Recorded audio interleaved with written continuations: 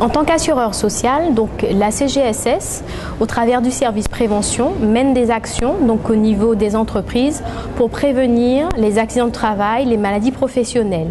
Donc dans ce cadre, le service prévention et notamment les contrôleurs de sécurité sont amenés donc à intervenir en entreprise, à donner des conseils techniques, mais également à animer des formations, aussi donc à transmettre également donc de la documentation du réseau prévention, mais aussi à réaliser donc des études au sein des entreprises. Depuis le 5 novembre 2001, chaque employeur doit inscrire dans un document unique les résultats de l'évaluation des risques de son entreprise.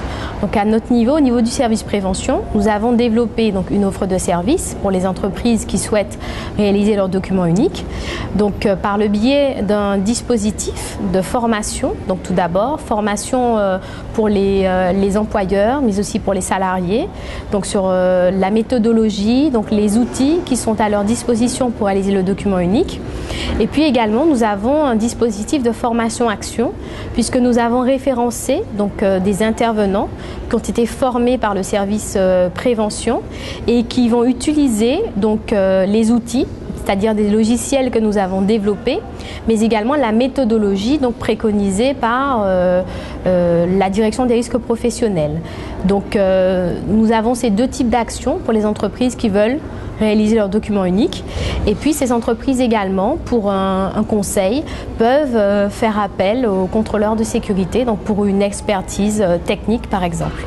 Il est stipulé dans le Code du travail que l'employeur doit prendre les mesures nécessaires pour assurer la sécurité et protéger la santé physique et mentale de ses salariés.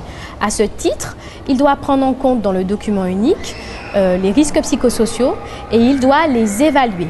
Donc, sous l'appellation risques psychosociaux, on retrouve le stress au travail, mais également les violences internes, les violences externes et aussi les cas de harcèlement. La méthodologie pour évaluer les risques, donc c'est une méthodologie qui se déroule en 4 étapes. Donc la première étape consiste à identifier les dangers. Ensuite, il faudra analyser les risques, c'est-à-dire étudier les conditions d'exposition aux dangers des salariés. Ensuite, il faudra classer les risques. Pour cela, on utilise des critères comme la probabilité d'occurrence du dommage, mais également la gravité du dommage ou encore la fréquence. D'autres critères peuvent être choisis également par l'entreprise. Et la dernière étape consiste à proposer des mesures de prévention qui seront mises en œuvre pour améliorer les conditions de travail des salariés et prévenir les risques professionnels qui auront été identifiés. Très souvent en entreprise, l'élaboration du document unique, c'est l'occasion d'enclencher donc une démarche de prévention dans l'entreprise.